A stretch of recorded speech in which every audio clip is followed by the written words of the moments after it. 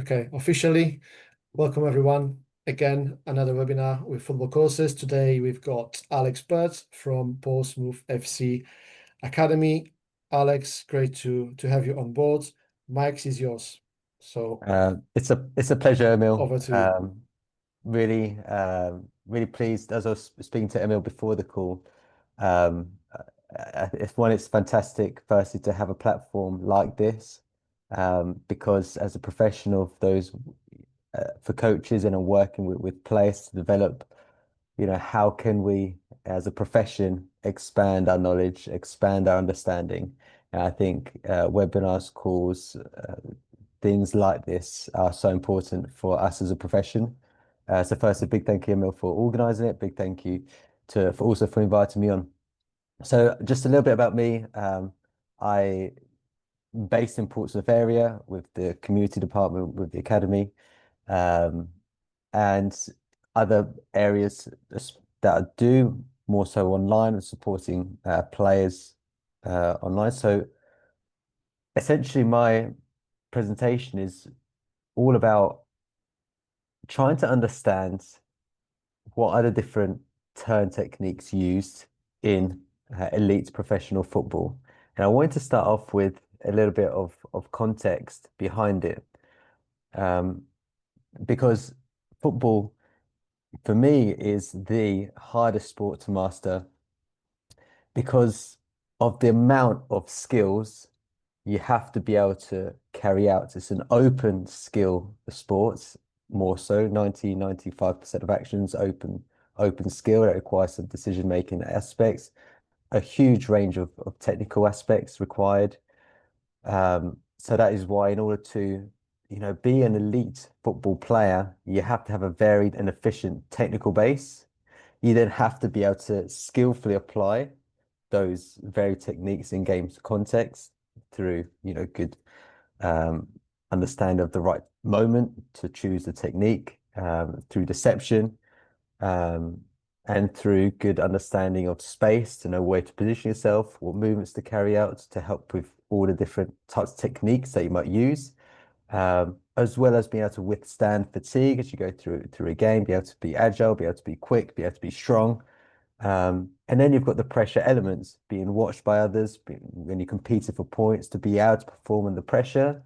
And then it's a team game, able to perform in a team. So all of a sudden, so many skills across technical, tactical, physical, psychological, and social aspects in terms of team play, that there's so much. And that is why it's really difficult to master the sport, but also, therefore, as coaches, it's also really difficult to become really, really good, knowledgeable coaches because there's so much for us to understand. And that is why I've been for some time trying to, really understand what are the key actions that are being used, what are the key techniques we can teach our players to help them thrive, and help develop as football players, to give them the the maximum amount of tools they can use to be the most exciting and effective players they can be. And essentially, when you play football, you're essentially going to do, three kind of actions. You're either going to receive the ball, and then with your first touch, pass or shoot straight away. You're maybe going to play off two touches and receive with your first touch, and then your second touch is a pass or a shot, one of those releases.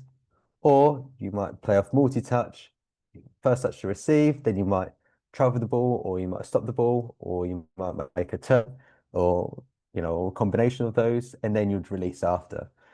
So what I've been really interested in this project is, what are the key turns? What are the key turns that are being used in the elite game?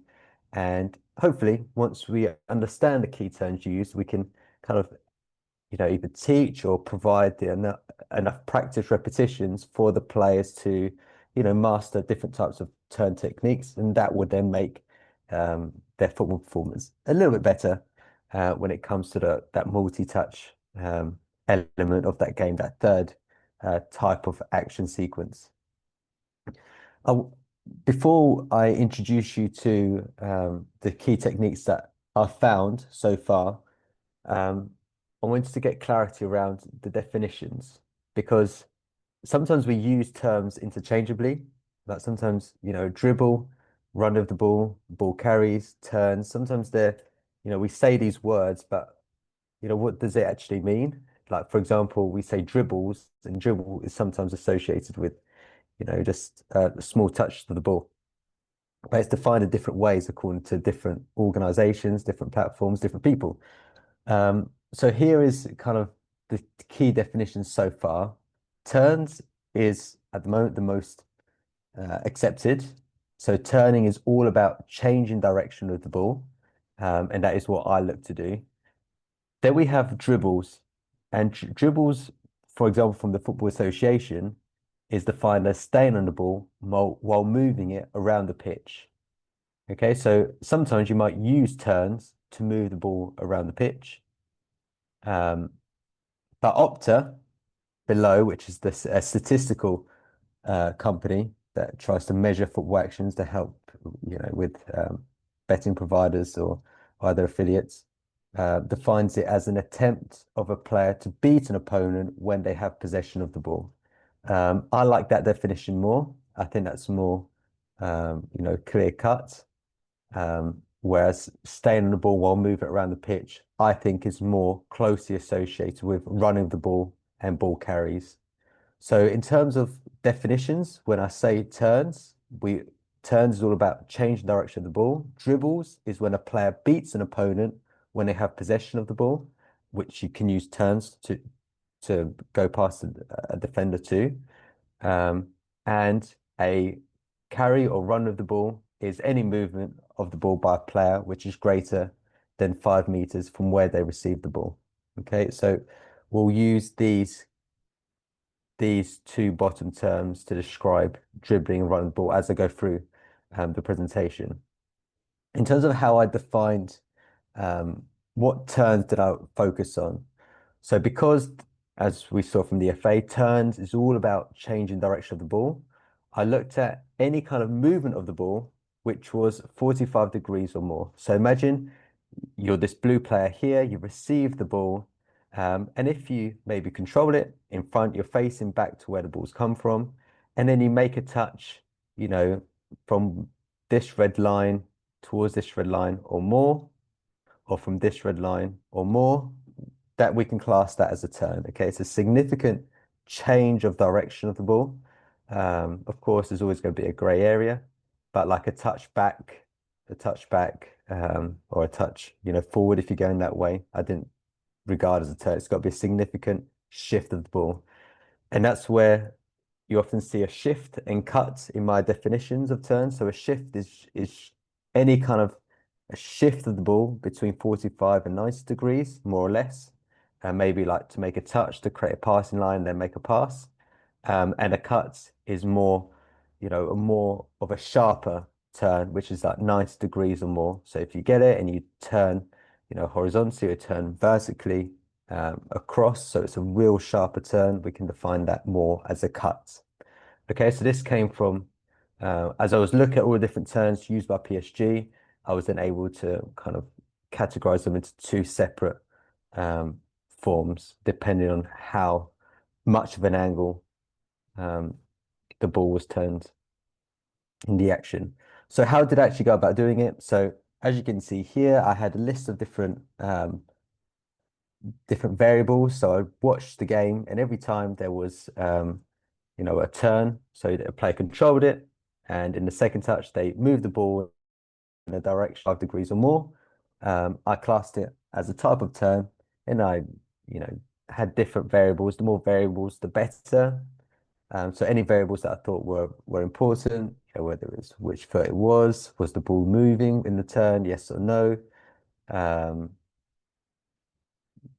where was the turn itself, was it in which kind of third was it? Was it on the right? Was it on the left? Was it in the middle? Was the player under pressure? Under no pressure? Did they use a feint before they made the turn? When they were traveling with the ball, were they facing forward? Were they facing the outside? Then when they did make the touch, did they go back on the outside, back on the inside, etc.? And then I guess the main thing here in terms of the specific aspect that I'm presenting to you was, okay, what kind of technique was it? So I just briefly wrote down some descriptors. Um, and then after, I'm then able to, interpret things. Are there any terms that I can kind of link together? So there's a term in academia used as thematic analysis, and this is where you just, you've got different category, you've got different terms which are quite similar. Let's group them into one category. I grouped them the in terms of the surface of foot used, and then more so the direction. So very simply, we can see um, the different kind of surfaces that you can use to control the ball. Very simple. You've got the outside of the foot, we've got the sole, we've got the inside of the foot, you've got the laces, which is rarely used for turns, and you've got the toe, which again, rarely used. So most of them will be outside, inside, and sole. So let's get over to the findings. By the way, if there's any kind of questions around the methodology, I'm more than happy to share. The whole point is that how because there's very little education for us as coaches in terms of, okay, what are the key techniques that are used in the professional game? This wasn't linked with an education institution. It's off my own back. And whilst I have done a master's degree, you know, I hope to have some, good critical insight as to actually are there any issues with the methodology that I've used, and how can we adapt it for myself or others who wish to do similar studies in the future, so that we can make sure that the research we do is valid, is reliable, and we are truly identifying the key techniques that we should be teaching, our players should be practicing to be the best they possibly can. So I found in total about 17 different techniques. The main categories were outside the foot turns, inside of the foot turns, sole of the foot turns, and then a combination of turns. I would actually like to show you the spreadsheet maybe right at the end of the presentation, just to give you a brief, an overall view. But in terms of the main techniques used with the outside the foot, you can see the most common ones was an outside shift. 20, more than 20 turns was just an outside shift. A small touch with the outside of the foot just to shift the ball to maybe create a passing lane. Then we had an outside cut, which is more of a sharper turn of the outside boot. Then we had a double outside cut, also quite common. This way you touch of the outside twice to make it a turn even sharper. Perhaps as the player's trying to run of the ball into a space. And they've got the outside foot turn as the ball's bouncing. Now,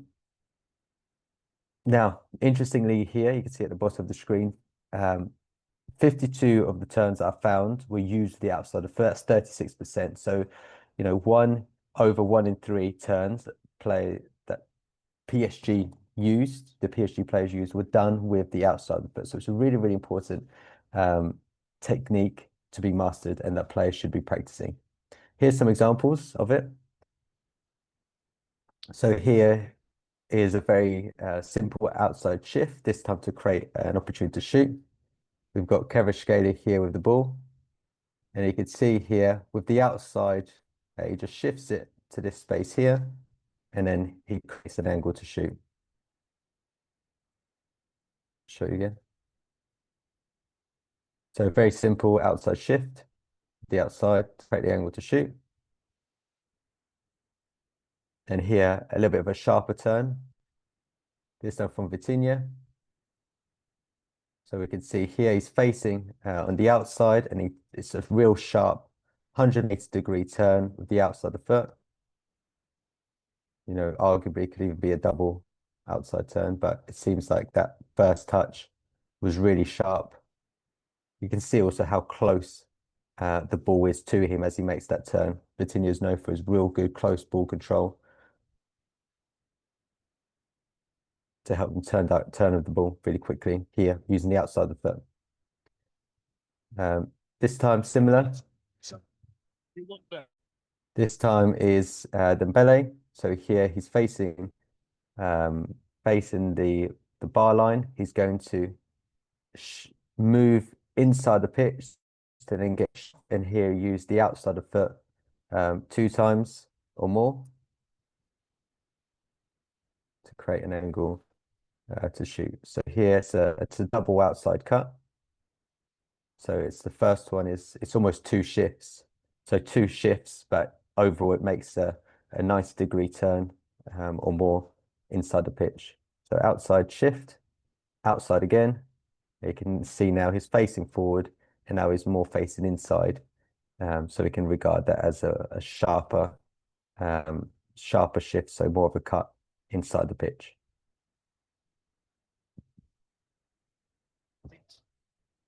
So here, sometimes the ball's in the air. So here, this is an example of an inside cut first on the bounce that you can see from Vitinha, I believe. And here it's the same. Marquinhos controls, ball's bouncing, and then use of the outside to shift the ball. Doesn't occur as often, but you still have to be skilled and be able to turn the ball even when the ball is in the air. So what about the other most common one, which was very similar in terms of statistics? 50 turns were made of the inside of the foot, 35% overall. So again, 1 in 3 turns are used that are performed in the elite game here in the Champions League final by PSG were turns made with the inside of the foot. So here, again, very similar kind of examples as the previous one. So here we've got Kvaratskhelia. So here he's facing the goal more inside, and then with the inside of the foot, he just shifts it to try and get a shot off. And then he does it again, facing forward here, and he just shifts it again more towards the left to try and get a shot off. So you can see that he's kind of shifts previously with the outside, now with the inside, just trying to change the angle slightly just to create an opportunity to make a pass or to make a shot. So here you've got Hakimi. Here he's facing forward, and now he's aware that he's under pressure here. He's got a safe space behind him. And so he just makes a sharp 180-degree turn, inside foot cut to keep it away.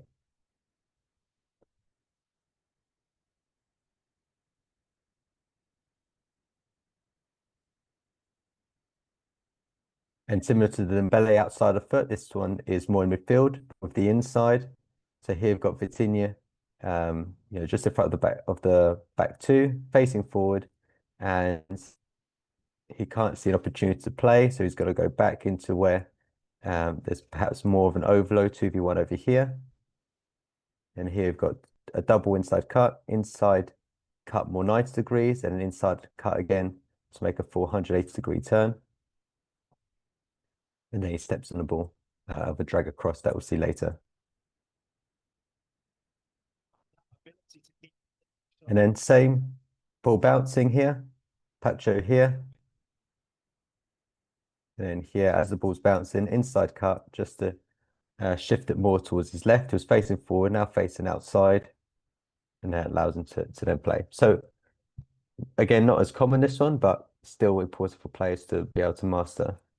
Now, interestingly, one technique that was not shown almost at all, that didn't occur once, but I think probably, sorry, let me go back. One turn that it did not occur, but is a turn that we see in the elite game, is the Cruyff turn that we often define it as, which is a cut but behind the standing leg. So here we've got Pedro Neto in the goal against LA Galaxy in this year's Club World Cup. So it's a real sharp cut, 180 degrees, so sharp cut back. But this time, instead of it being, in front of him, it's behind his standing leg.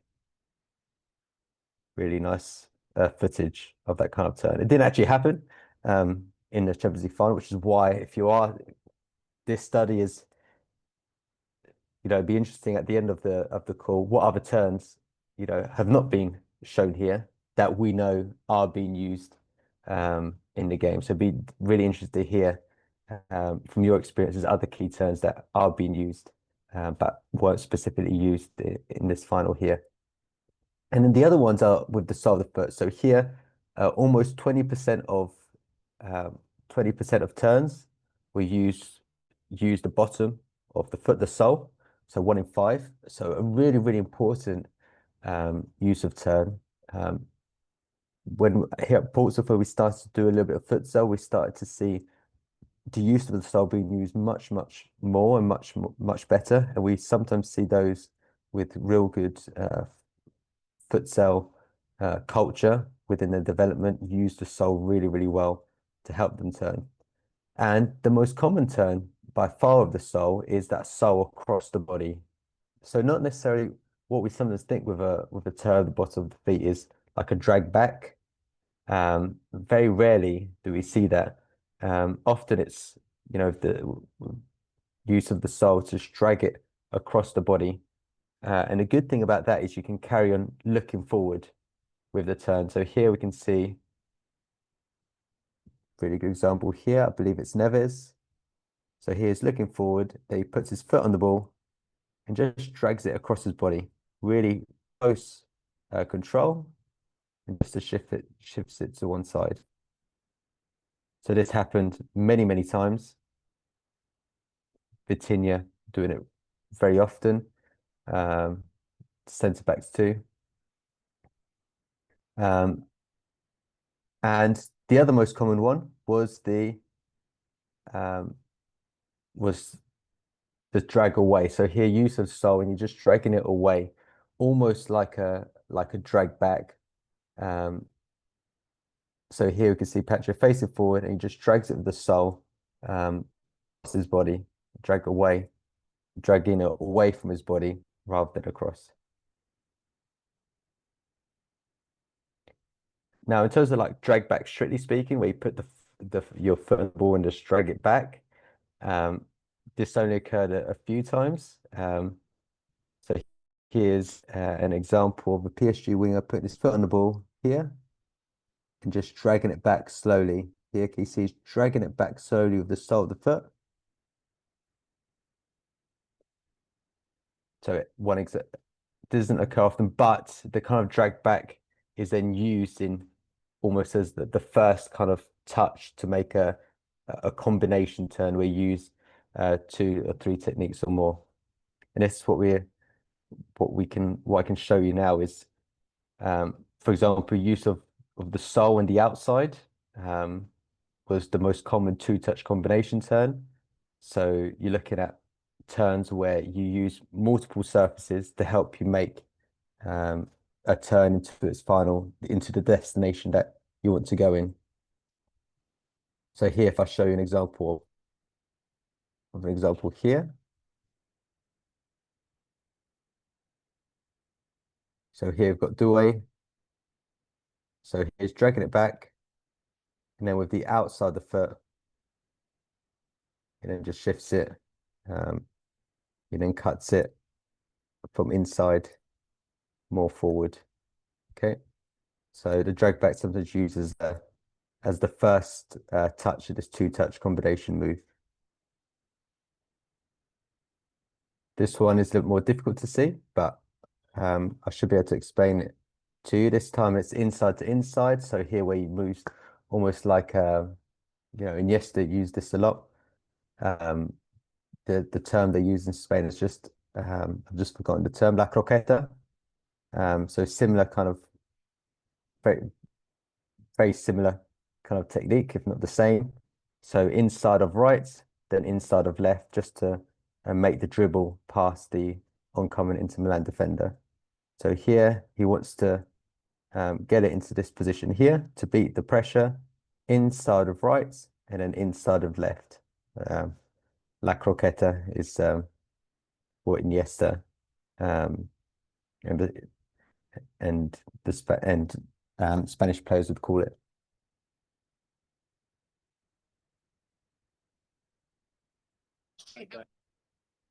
And finally, another example this time is more to it's the inside of your left foot in this instance. I can see here. So here he wants to turn back. He's got a little bit of space. So here he just shifts it with the inside left, and then with the outside, then makes the complete turn. So inside outside combination. And in terms of general context of some other things, these were the most common techniques. But interestingly, lots of these turns were actually made under under no pressure. So the majority, a little bit over 50% were made under no pressure, which shows the importance of, trying to make the turn earlier before you get under pressure. Also 10% of turns were two touch, so you make it the turn earlier.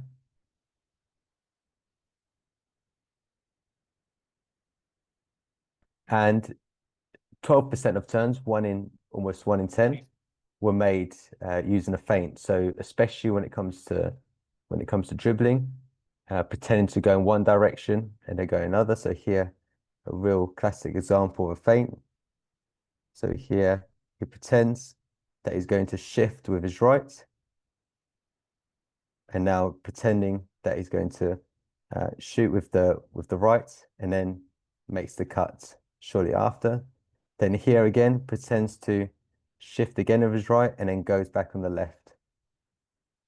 So pretending that you're going to go in one way and then going on the other. Here, a little shimmy his body. Is an important factor, that an important aspect of the technique that a player has to be used to it. It's known as a serial kind of skill, this, where you have multiple layers, maybe a feint before the touch to turn, maybe an initial turn of one surface, and then use of the other surface to make the full turn. Here's another example. So here you can see an outside scissors pretending to either pass or shift or cut with the outside of the foot, goes over the ball and then shifts it back with the outside left. So almost a classic scissors move that we often always teach our players. Now, interestingly, almost all the turns that PSG used were done in an open kind of way. So they're not facing, that they were always almost facing the opposition goal as they made a turn, except for moments where they weren't as successful. So here's what we can regard as a closed turn. He's not actually facing the goal here. And it's much more difficult to make a successful turn because almost the opposition will pray. Once they see you kind of in a defensive mode, they are more likely to commit and really get after you with aggression. So these kind of turns that we often see our young players do, you want to try and avoid. But most of the turns were done in this kind of way.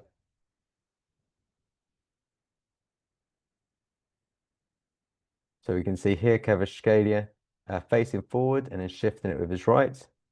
Vitinha here, look, facing the goal, then double outside cut with the outside. Again here, facing forward, and then shift with the inside left. Again, facing forward, and then cutting it back.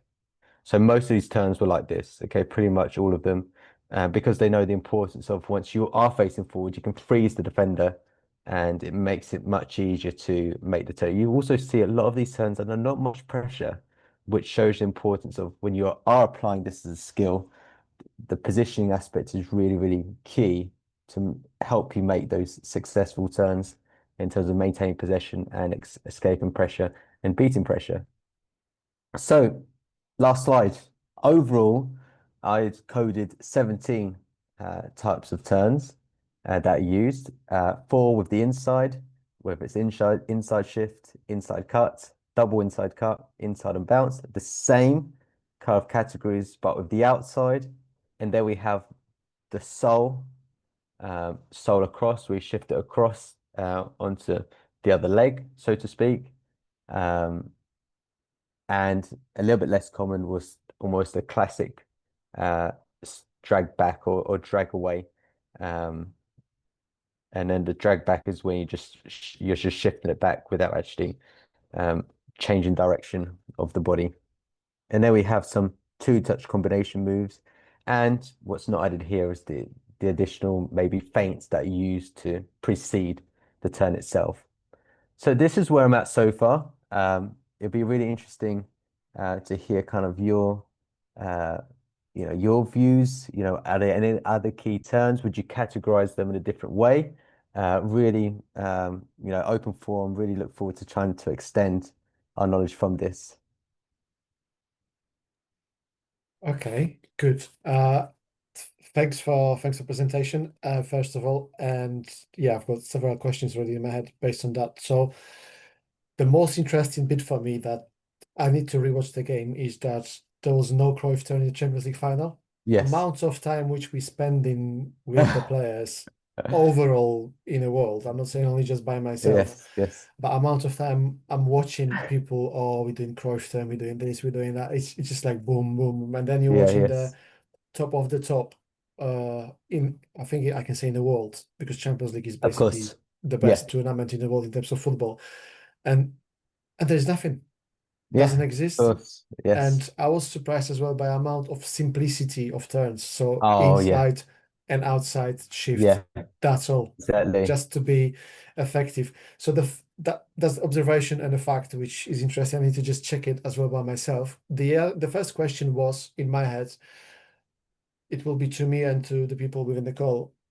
How much time you spend on the basic turns within your own environment on the foundation phase, which I believe is the Yeah. starting point. Doesn't matter if you're grassroots academy or elite academy or elite grassroots or whatever that is. And the second one was, do you inspire your players to do it at home if you can't do it um, within your environment at the training session? Because sometimes you always want to spend as much time on game scenarios because you've got limited time on the pitch, etc. So that was really good question. How much time you spend on that element at Portsmouth with your under 11s? Yeah, I think I want to highlight the earlier point of the surprise, like mine, of the simplicity of the turns that are used in the top game. Because you said I didn't see a Cruyff turn, and that's one of the key turns that we do. Okay, let's practice the Cruyff turn. Of course, it's a turn that's really useful, like I showed you in the clip of Pedro Neto doing that. But I think because they're able to find space and create and maintain the space so well that they're able to make those simple turns. So what we're kind of seeing is it's really difficult to separate the technique from the skill itself, where you have to consider positioning, space creation, etc. Um, so because they're so good at creating and maintaining space, they can afford to make those simple turns. The less you are, the more, I guess, complex your turns, and more difficult your complex turns have to be in order to really escape that big pressure that you have. Um, so I guess that's maybe why we saw those simple turns. Yeah, and I guess because I've done this bit of research, I'm much more aware of. I actually think I did a little bit of before you came and done your interview, Yeah, Emil. I remember.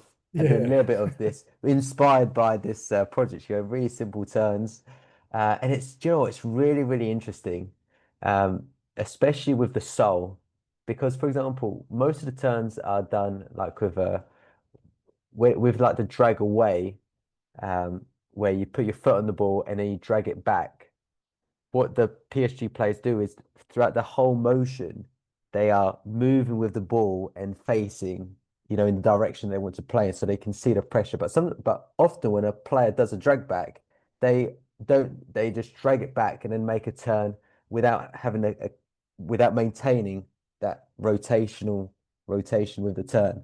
So that's like a really interesting find that as I was doing these like really basic, turns, actually how many players actually have not uh, I've not had enough repetition because that's all it is. Just a case of fine tune those neural pathways to just make those turns, efficient and proficient. So we don't actually have it in our program about developing technique. Um, there's not many. It'd be really interesting to hear, the work of the other, academies in England, elsewhere. I know we've got one of the coaches that I coached against on the call. Um, and it'd be interesting to see what Tottenham, for example, or other clubs do in terms of that technical work, because it's an area that I think is really lacking. So I do it off my own back without it being explicit, if that makes if that answers Yeah, your of course. question. We've got a comment as well from him saying, I can read it. I Yes. hope he can unmute as well after. Hi Alex, good to see you here. We had some really good Portsmouth against Spurs games last season. In particular, I recall that your attackers are very effective in driving into the box with big strides after intercepting in the attacking half. And there was the same question Yeah. of, do you also work on this within your session? Okay. So we Yeah, I mean, you'll be surprised in a way that actually the answer is no. This is the players, themselves with their own, characteristics that they've managed to develop without it being explicit.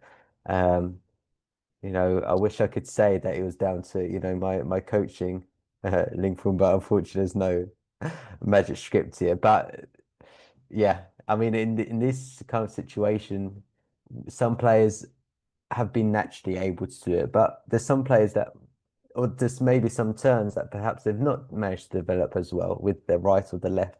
And that was the inspiration of my of the research study. You've got yeah, I don't do home. We don't set them homework. I have done in the past with certain players, and like Corva, for example, do some really nice, simple, technical moves. There's some more organizations that have like apps that provide these kind of opportunities, which I think is really, really useful.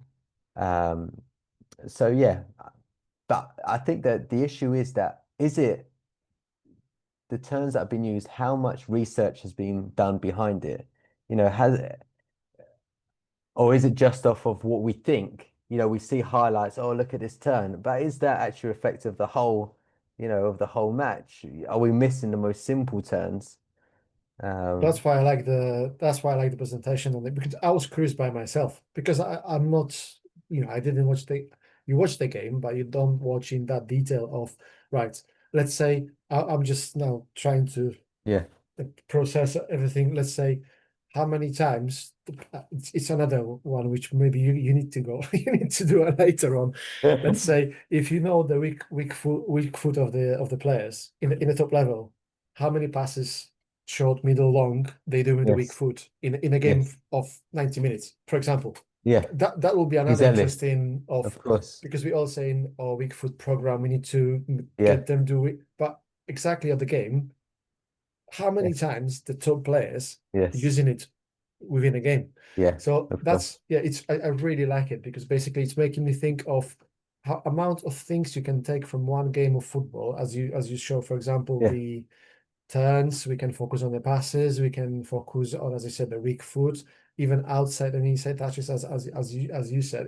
Yeah, it's just unreal in terms of how much you can learn from one simple 90 minutes game from the top level. Guys, if you have any questions, you can unmute yourself. That will be good to have yeah, some more conversation around that area. So feel free to unmute yourself and ask the question. If there will be no question, I'll try to ask another one. But you're here to ask as well, Alex, not only yeah.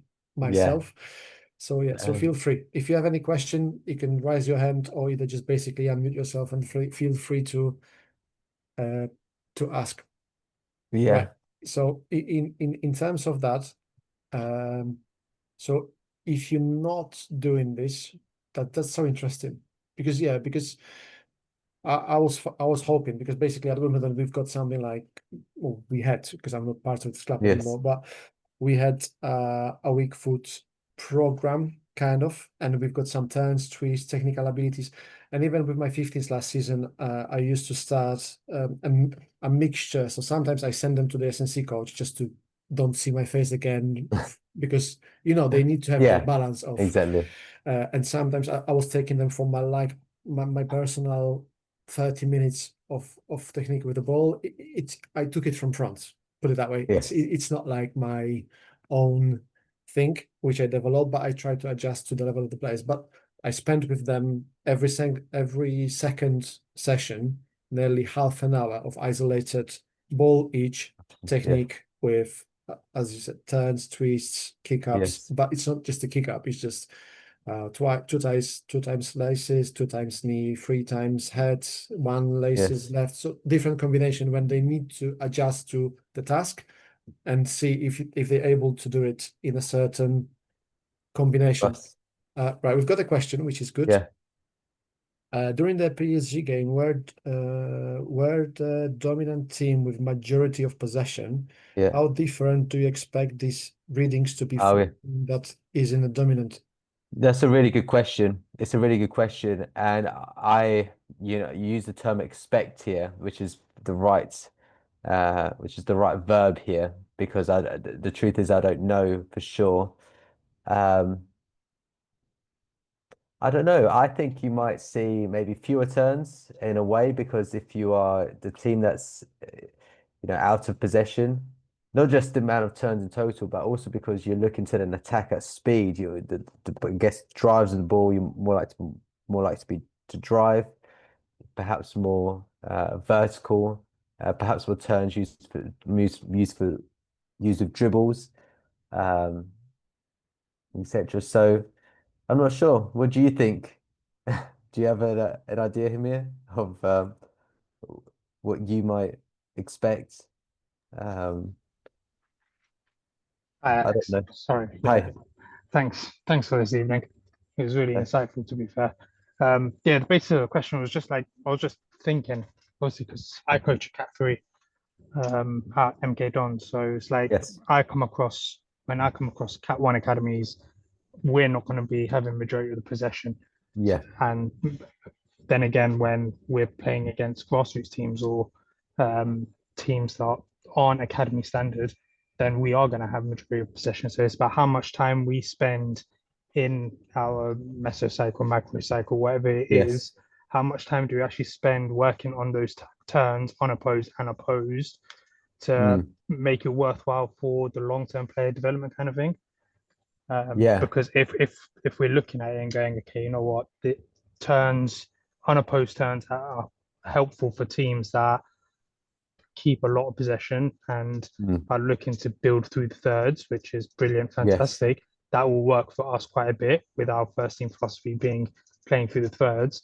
But if you're Northampton, for example, or another club that don't really care about keeping possession and more so just thinking about Yeah. how quickly you can progress, is that something that they would put Yeah. emphasis on?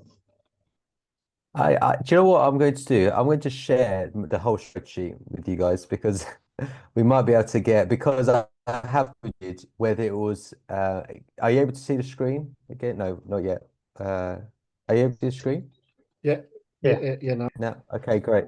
So I've managed to, one thing I've done is I've coded for each turn whether the block was organized or unorganized. Okay, so if it's against an organized block, is exactly what you're referring to, the turns done against an organized block, which PSG would do a lot of. So if I just scroll down to unorganized, this is where it's looking more at kind of those counter-attacking um, moves. So we can kind of see, let's see how many turns overall. So I've got 30, so not many. You can see there's 30 Mhm. unorganized turns um, as opposed to 114. So the first finding we can see is actually, major, these turns are mostly used, as you've quite rightly said, Hamir, by the team that's, got in possession, that's got more of the ball against an organized block. If we look at the kind of most common turns that are used, we can kind of see they're mostly in um, they're mostly, so the this let's let me try and do this. I'm just trying to do this as we go. Hope you don't mind.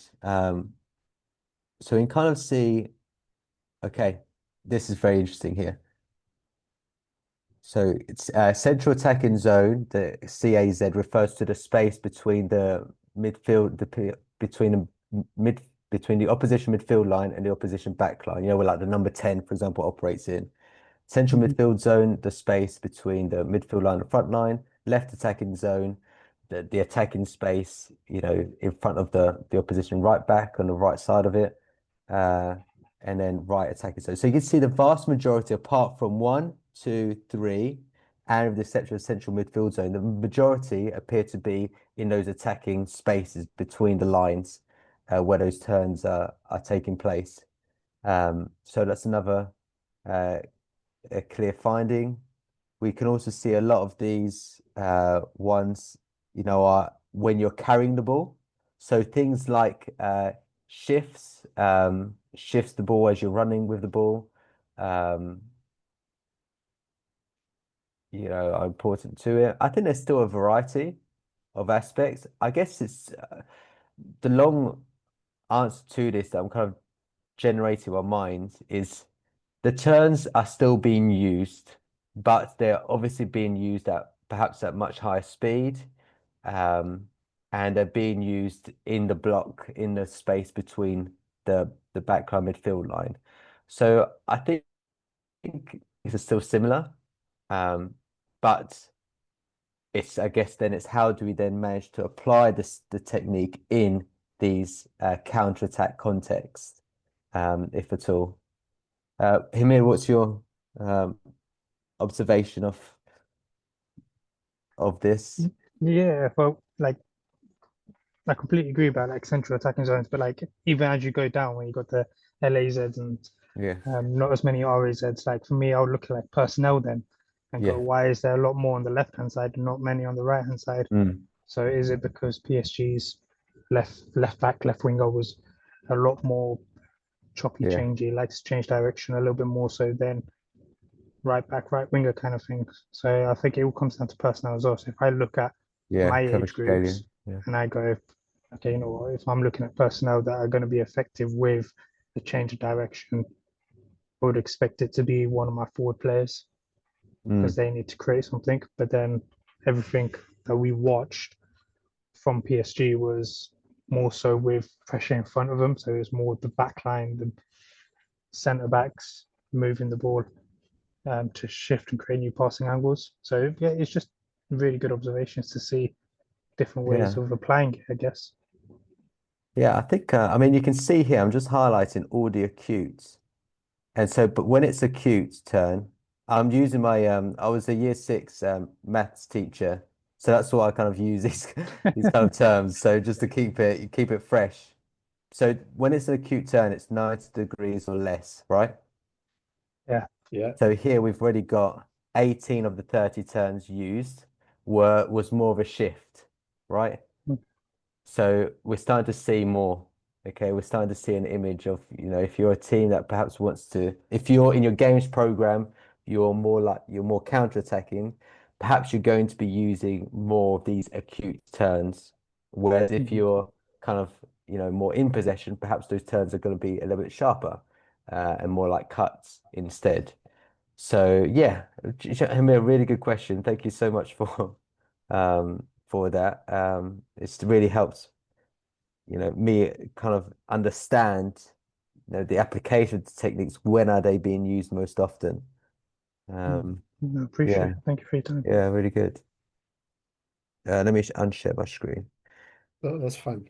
Any other question? That was decent, basically. The whole conversation. I really like that. That's how we all learning, basically. Yeah, And probably there's a couple of other questions in your head already. What can you observe more in terms of that game, or maybe not only that game, but just overall. But Hamir, decent question. Well done, Chris. And Linkfung, do you have any questions to Alex? We can still ask 2 or 3. We can have like 10 extra minutes. But yeah, that was so good observation as well. Because yeah, I mm, didn't, we always watching the top of the top, but as Hamid said, I was working at Cat3 and I'm gonna work now undercut 3 another season. So I know exactly the different perspective. No pressing questions from Chris, so that's fine. Right. Yeah, so it's very interesting. But if even go back to Hammy question, yeah, teams like, I don't know, Northampton, or we play against Walsall this season, for example, Yes. when they've been very, I'm not saying direct, but they want to go progress with the ball as quick as Yes. possible in terms of the turns. If it's on the floor, if it's on the air, if it's that doesn't matter. They just want to progress and get as quick as possible to final third. So in terms of their technicality and execution in terms of the turns, you get probably another set of the skills which you need to have and be able to do it based on the game that's model and the philosophy. So that's based on this question, which Hami asked. My question to the head of coaching of any single club is, do you consider those elements within your program or curriculum or syllabus based on how you want to play and which turns you need to apply within your syllabus in terms of the detail? Because we doing, I don't know, we playing for the turns, we in possession, we dominant. So we need to be able to do X, Y, Z when we, I don't know, counter press, or I don't know, call it like a mid block or whatever team, and you need to have certain skills to apply on the pitch with the ball. Yeah, I think it's important to distinguish, here are the most common terms that are used, but we're not, what I've not done is say, okay, what's the most effective, training methodology for it? Because, Kvaratskhelia, for example, perhaps he's developed these shifts, with the inside of the outside based off of just regular match play. And just maybe because, when he's been asked the ball, he's been asked to attack at speed, and, he's more likely to be able to, he's managed to form these techniques almost naturally. Vitinha, maybe, I don't know his background, but maybe I get the impression a lot with futsal into how close his control is. I give a good guess that futsal has had a really important, factor in him because he's able to manipulate the ball with the soul so well and so close to his body, even when it's outside, inside, that the touches are so close to him when he's turning the ball. So yeah, it's another layer, isn't it? It's like, okay, so we here are the key techniques. I guess I now need to challenge myself when I then see, more games. I'm watching Portsmouth first team play. Are there turns that they're using that maybe PSG haven't used? And then, are there any key differences, or are they the same? And if they're the same, they're great. In terms with the Portsmouth and turns, we're gonna go back to Northampton topic, because basically I had the research this year about heading the ball and amount of aerial duels, and the Portsmouth was the top one in the championship in terms of amount of aerial duels, was 75 or 65 per game. So that's showing you amount of directness and the long balls within the game of football. I was doing this by myself for other conference. So Fantastic. Portsmouth was in the top in the championship in terms of amount of aerial duels per game when they play in game of football, basically. Wow. So that's again showing you another Exactly. another scenario. But this is key, and this is where probably there does need to be a real knowledge hub of things like this. To understand what in the top game, the players that we're trying to develop, what are the core techniques, what are the core actions, what are the core that are being used, in the game. In that way, at least we've got, some degree of knowledge. We're not just training with instinct, or I think this is what they need. We actually go, no, I know this is what they need. This is what's actually happening. Here's the data. Here's, it's this. You can't dispute That's the why data. research is they're so important, and that's how it's so important to do those things like you did, and share this with the others, because basically I've got already several questions in my head in terms of what you prepared for us. I guess other people within the call, they've got a couple of questions within their heads as well to think about. And I agree with, because basically on my technical kind of like a program or whatever, in terms of the techniques which needs to, even on a pre-academy start learning. But with the Kvara, it's a street football basically in Georgia. That's how what it is. In terms of Okay. Vitinha, probably it's a futsal, and then you've got another street player, Lamine Yamal, who probably is gonna do exactly the same in terms of Interesting. it. So it's it's it's a street. Sometimes it's those magicians. They doing Yeah. the most of turns, twists, shifts within per game basically, and even Yeah. from my own country, Piotr Zielinski from Inter Milan, Yes. number 10, trequartista.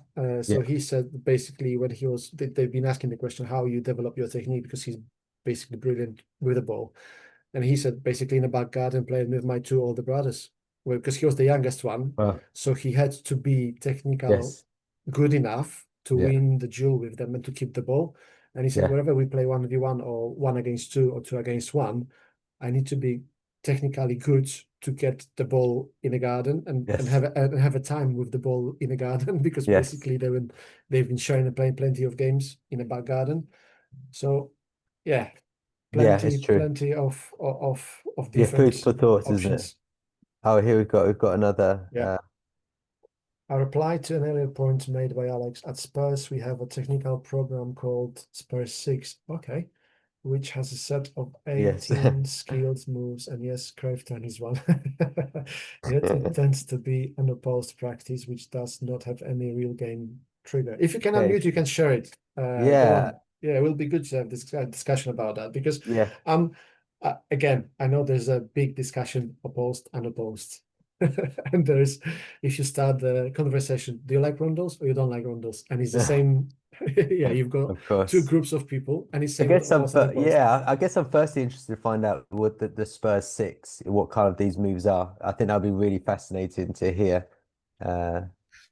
Hi, Alex. Hi, Emil. Sorry, my internet's not so good, so if That's it cuts fine. off, just let me know. Yeah, first of all, thank you for your presentation, Alex. And like I said, I recall we have some really good games against Yes. you. Yes. I remember one was pretty rainy as well, so it was really entertaining. It was back and forth, and you won. But I think ultimately it is always about, for me, I think, especially working in foundation phase, we need to. I mean, again, that's just my assumption. Every player who are in the building with us, they are really, really good at something. That's why they got Mhm. picked, for example, at Yeah. your club and my club. Yes. And I suppose at the foundation phase, it's about, can we help them to keep those super strength and get them to love learning about other part of the game? Mhm. And then hopefully by the end of the foundation phase, they're ready for the bigger pictures, the 11th side, where you have more tactical nuances around it. So I presume, Mhm. at least at Spurs, we focus a lot on the technical side. You asked a question about the program, so we do Yes. Spurs 6. There are 12 skills, which I can't quite recall all of them like Yeah. off the top of my head, but you have like step overs, Cruyff turn, Yeah. inside hook, outside hook, a lot of it. Yeah. Some No. skills are really, I have to say, they're really interesting. They're skills that I've never seen anyone done on the pitch before, like really twisting turns. But through discussions with, head of coaching, and because it's been in place for a long time, there are some considerations of, actually putting in some really tricky skill move in the Yeah. practice, is to get players to move their feet. Yeah. You don't expect them to actually know how to do it in a game. And Yeah. again, the really good dribblers who are in the building, they've probably been doing their step overs or Cruyff turn since under 7, under 8, under Mhm. 9. And they will keep doing it. And they probably become very good at it just because they've always been able to look at the right trigger and do it at the right time of the game. And then this also leads me to the next question is, okay, as coaches, how can we top up those who are not so confident with their dribbling or with their running for the ball, Mhm. and just help them to do it in the game? But it's always tricky because, as you and I know, every weekend the game is different and the game can have Mm. different demands. We may have spent time working on something throughout the week, but that game is something else, and it requires us to do something else to be competitive. So anyway, I really enjoy your study and your Yeah. presentation, Think- and it's always fascinating just to look at the top pros, what they do, and sometimes Yeah. it's just simplicity. You don't have to Yeah. Yeah. do 4 step overs. It could be just one drop of the shoulder, and then you beat the man, and then that's it. Yeah. Yeah, I think what is really interesting with with the Spurs 6, the set of 18 skill moves that you have is, I guess what we've seen here is, PSG are using techniques that are relatively quite simple. Most of them are simple inside hooks, outside hooks. I've termed them as cuts, but kind of similar. We're talking about the same thing here. But this doesn't necessarily mean that, should only be, doing these, simple techniques. What I think is what I can kind of assume, which I think you've alluded to in Fung, is that sometimes the techniques that your club is doing is more of a, maybe also more of a motivation thing from an intrinsic view. Or can I do this? Can I do this advanced technique turn, which then helps with coordination and balance and agility and all the rest. Even if it doesn't necessarily translate into the game, it might have other advantages. Yeah, I think so. I think you're very spot on there, Alex. And again, I suppose it's especially the foundation phase when we will assume young players, they have less fear of failure.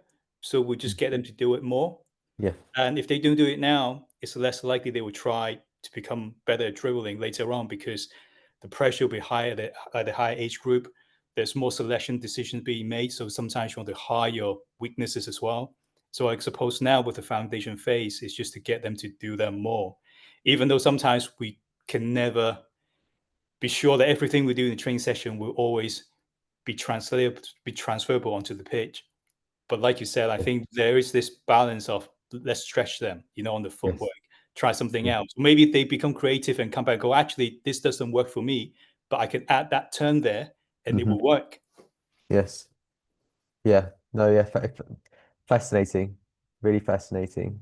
Yeah. I think the other aspect you mentioned like at the bottom is about, unopposed practice, which does not have any real great game trigger. And I guess perhaps as the players move up the categories,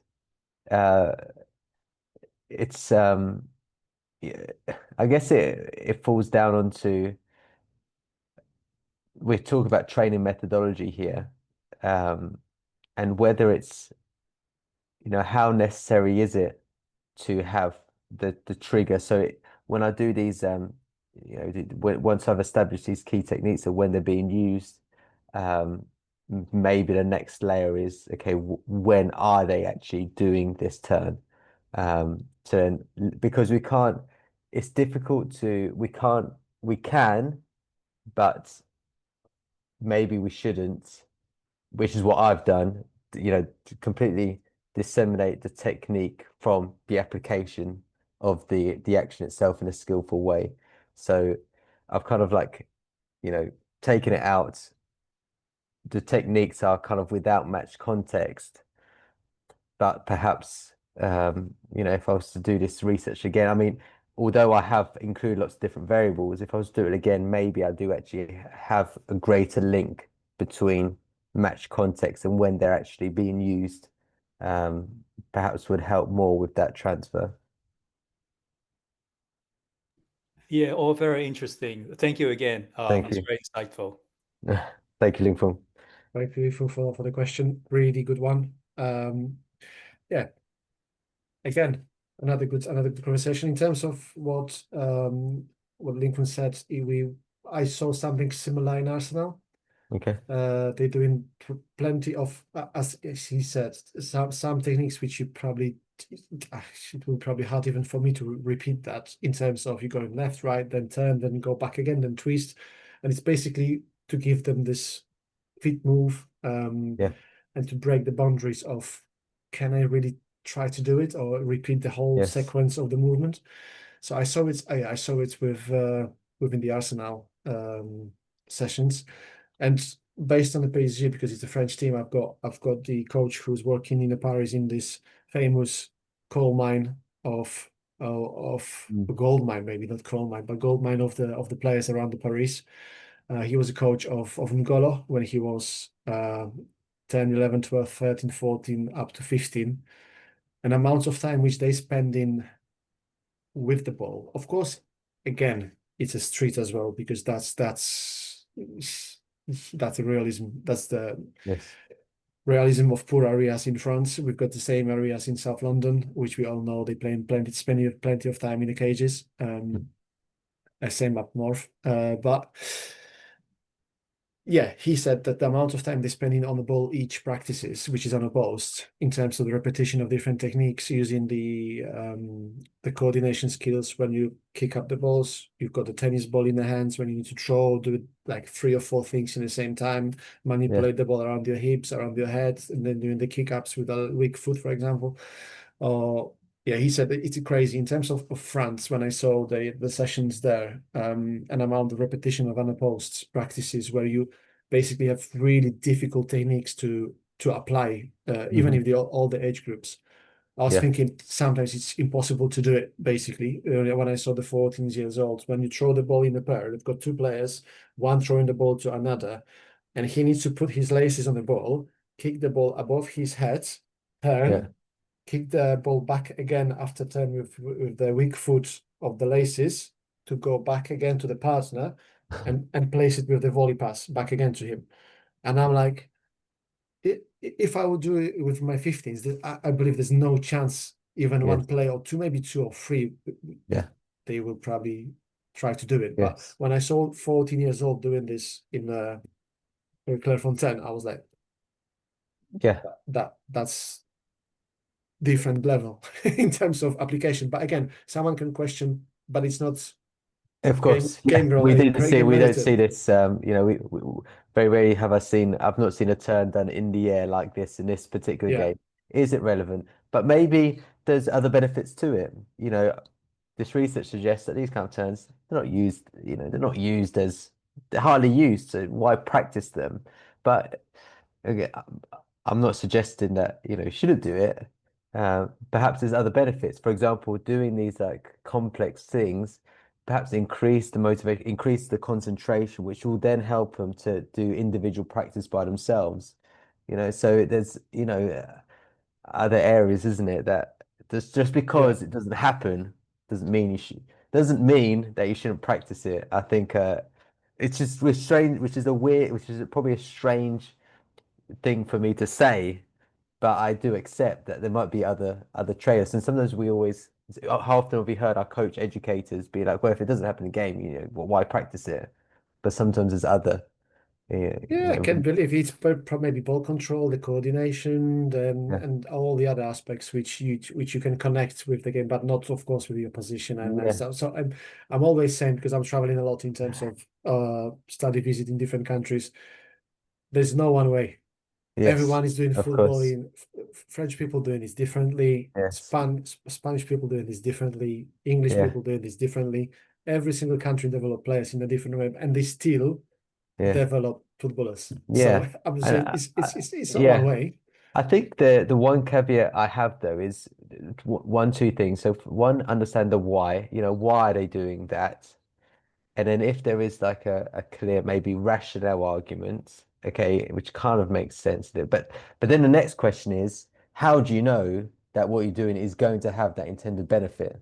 You know what I mean? So if they say, we're doing this because it actually, will increase our concentration to do this, okay, but how do you know that that's actually going to? And this is where the art of coaching is really difficult, because how do we know that what we actually do on the pitch is actually, the best way of doing it? And I mean, we're opening up a huge, can of worms here, which is my whole reason for it. Because if we don't, then as a profession, are we really a professional coaches, or are we just there to kind of like oversee players, or are we actually or are we a profession that's, real good experts in developing a player skill? And I think until we have those critical conversations of how do we know what we're doing is the best way of doing it, then I don't think we can progress as a profession. Okay. Good Good ending. summarize. Yeah, that's correct. Yeah. Good summarize of everything. Right. It was pleasure.